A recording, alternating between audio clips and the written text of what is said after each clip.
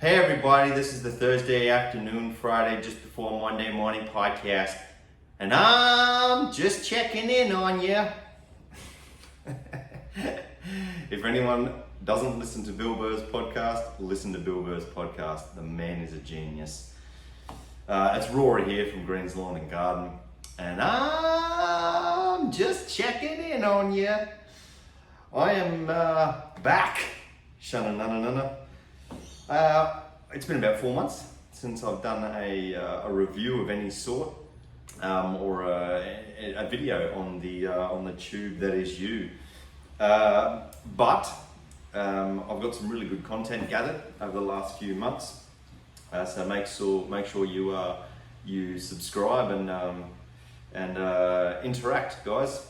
Comment and like any videos. So basically, in the last 4 months, we've been flat out just building and growing the business. Anyone that's that knows, it's leading into the spring and the summer months, especially in a place like southeast Queensland, where we are here in the Sunshine Coast. It really ramps up, and it's a good chance to really start growing the business. So that's what I did. Took some time off all the socials, and got ourselves a new employee and upped our client base, and taking on some different types of work. But what happened in that period was my trusty old Stihl FS94 decided to pack it in, and by pack it in, I mean, it seized up on me mid-flight. So I was literally trimming away, and it just stopped like that. And I was like, ooh, that doesn't sound like it's out of fuel. So I went to start her up. Ooh, the piston is jammed. It's jammed in there fucking real good like. So 3.5 years of use. Without a guard, running a longer string than warranty allows. It's going to happen, but as a contractor, that's what we do. Majority of us anyway, we take these guards off and run a longer string to get better clearance, and we use a larger head than the factory one as well, a GA spares, bump feed head, things like that. But hey, 3.5 years, $800. Can't really go wrong, can you? So what I did against my dealer's wishes, I tried out something different, and I've grabbed myself a Husqvarna 525 LST. 525 LST Husqvarna, and it is been about a month. I think it's been a month I've had this for now. I'd say it's right on probably 4 weeks. So I thought I'd do a little review, like a side-by-side, for something that people have used a lot versus something that a lot of people haven't tried yet, because most people stick with the Stihl or the Shindauers, Honda, and things like that. So I thought I'd do a little review on the Husqvarna. We'll start from the head, shall we? Now,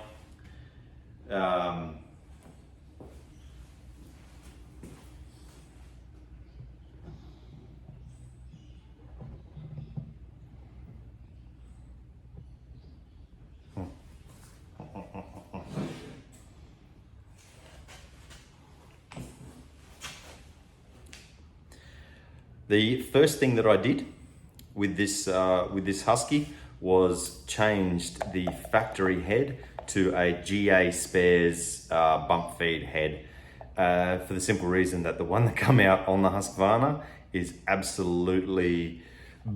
So the problem with the one that came out on the Husqvarna, and most factory ones aren't that flash. It's just they're a fairly lightweight, cheap option. But the Husky in particular had a bump feed head, but not a quick spool. You actually had to take the head off and manually wrap the string line on it. Now, if you're selling a contractor, a professional grade line trimmer, whippersnipper, brush cutter, whatever you want to call it, it's got to come with a contractor grade head, right? You're paying $800 for this piece of equipment. You really should be sticking something on there. You definitely need a quick feed, a quick spool head. Otherwise, contractors are just gonna change it straight away off the bat. And you know, that's what I did. But that was a minor thing, because I always run these GA spares, so whether their head was good or not, I was gonna change it to this just because I like it, and I'm used to it. It's got a nice flat bottom on it, which glides. The beauty about the flat bottom. Now this is compared to the head that came out on it. The head that came out on it had an actual, like a knob that stuck out. Like it came out about that far from the bottom, and that's what you bump feed it off. Problem with that is, in comparison to this, with a nice flat bottom, it just glides along the grass. Nothing to catch on. Now with that knob that stuck out, when you're gliding, you would be cruising along, and then it would hit on a piece of, you know, a clump of grass or any uneven part of the lawn, and it would drag, and the string would tilt down, obviously, and gouge out the grass. So that was the first thing I got rid of on this. We move up to the handle. Now, the reason why I didn't do a comparison on the still head was because the still one, I stick the GA spare on anyway. But that was more of just a little bit of a gripe that I've got with the Husqvarna head. If we compare something like the handle, so on the still handle that comes out, it's a fairly stiff handle with a hard plastic, and it feels nice and sturdy. The Husqvarna is a softer sort of a rubber wrap around the hard plastic shell. So I'll bring that a bit closer. So it's got the firm plastic here, and then it's got like a softer plastic sleeve. The difference between the two heads is quite significant in flexibility. So when I first picked it up, I thought, oh God, it feels like a toy compared to the still. That was the first thing I thought. The reason why they do this though is for vibration dampening. You don't really notice it after a while, you get used to it, but it does take a little bit of getting used to, just because it does feel a bit flimsier. It doesn't appear to be any weaker though, it's just got that bit of extra movement in there. Now, it doesn't come with a silly little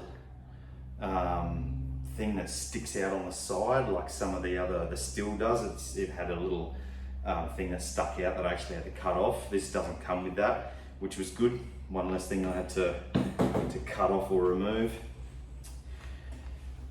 When we move forward, we go to the trigger setup. So with the still, it's a separate piece that is just screwed on to the actual shaft itself. So you can unscrew this and basically remove this whole thing, and then the shaft goes in to the engine. Now, the handle itself has a little grippy rubber sleeve on it, and then a hard plastic underneath with a basic stop button on there. Push that in and it'll stop. Pretty standard trigger with a top safety and a normal trigger in there with the control. Control I never really even used, it's a bit of a waste of time. Now in comparison, the Husqvarna, theirs is actually backs all the way up. This trigger system backs all the way up to the head. Now, for anti-vibration, it's actually, I don't know if you can see that very well, but you can actually move this around. See how that, look at the head. So that's a separate piece, and it goes in and out as well. I haven't had a look inside there because I haven't want to, cut it off, but it's kind of floating. Now again, the same as the handle, it feels a bit plasticky and it feels like it might be a bit flimsy, but it's actually really good for the vibration. Again, this thing is dead in the hand for vibration. It's amazing. It doesn't vibrate at all compared to the Stihl that I've used, a Bush Ranger that I've got, and the Hondas as well. The downside is I'm not sure how long that's gonna last compared to a unit that's just screwed on there and is solid. I don't know. We'll find out, I guess. Like I said, it's only been about 4 weeks. What we have got with the stop is the same deal. It's just a push forward and release instead of a push down. Same setup, top safety. Trigger is longer, and again, it's a little bit more flimsy than the Stihl. Haven't really had an issue with it. It's longer, so it's more comfortable. You'd actually get both fingers on there, whereas the Stihl, I can only really get one on there. We move up to the engine itself, the nuts and bolts of it. Quite a different setup when it comes to the choke. So the same setup with the filtration on it though. The air filters both on the same side. The pull cables very, very similar. You like my pile of rubbish? It's going in the wheelie bin. Pull starts and the spark plug, both in the same sort of area.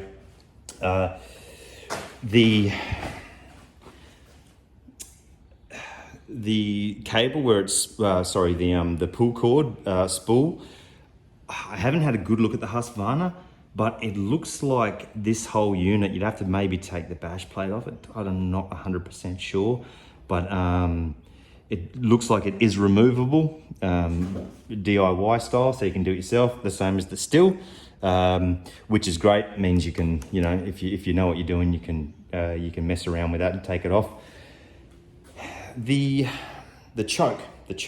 So this is the bit of the ergonomics coming into play for Husqvarna. So with the Stihl, you've got your basic choke setup. You flick it on and push it.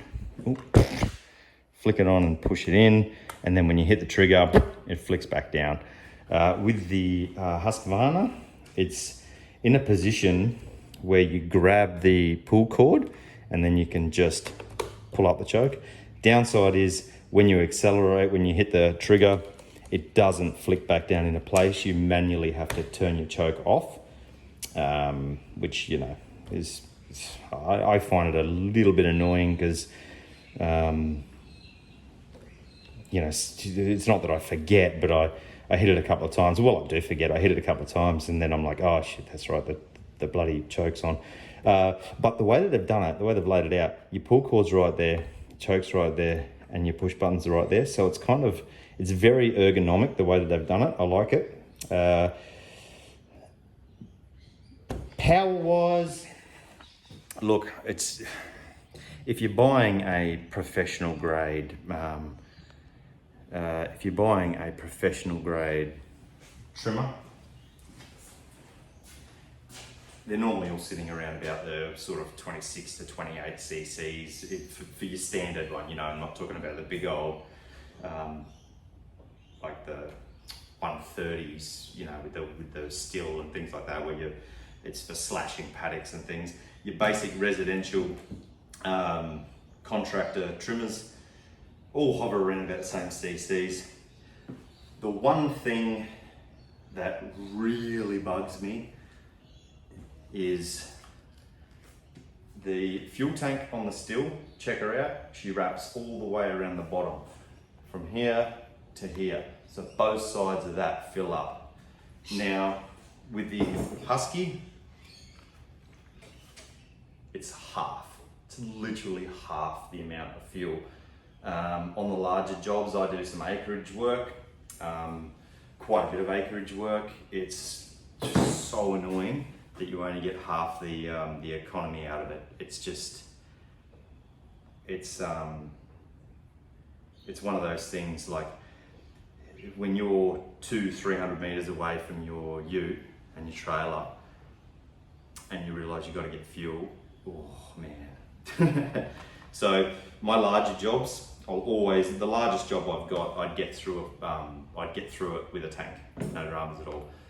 The largest job I've got now, the young fella I've got working for me, he's on this for about almost 2 hours solid, and he's got to fuel up halfway through.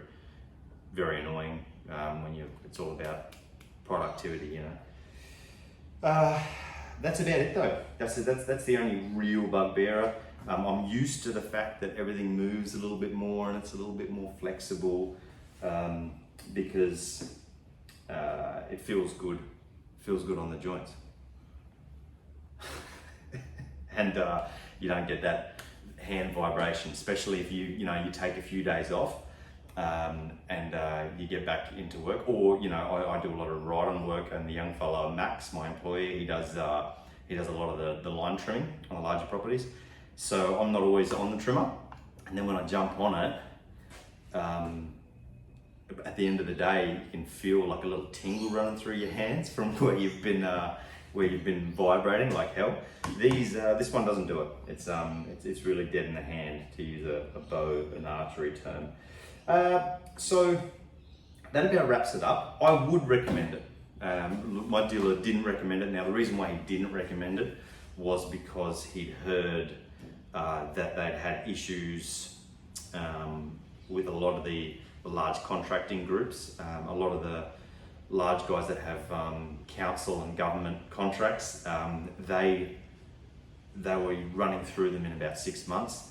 Now, I think that's just because they're rough as guts on their equipment. They've got a crew of like 20 blokes and gals, and they don't care. They don't, they're just torturing these things. They're out on highways just slashing grass that's 5-6 feet tall sometimes. And that's not what it's designed for. If you want to do that, you get something that's got a lot more power than one of these. I find that it should last me. It should last me about the same amount of time. I mean, there's no reason why it wouldn't. It's got a pretty tried and tested engine on this thing. The only thing that I can think of would probably be the stress that's put on the components by running a longer string without a guard on it. But like I said before, that's a contractor thing. That's how we roll. So that about wraps it up. I've had it for a month, and I'll do another one in a few months. See how she's going. See if I had to replace anything. I've got a Bush Ranger with the Kawasaki, the red Bush Rangers with the Kawasaki engine. Do not buy one of those. Do not buy it. Terrible. I've had it in for warranty 3 times now, and it's probably going to die within the next few months, and the old still outlasted it. So, But anyway, that about wraps it up. I'll be dropping some more videos, but thanks for watching. Please subscribe, like, comment, all those good things, and I'll catch you next time.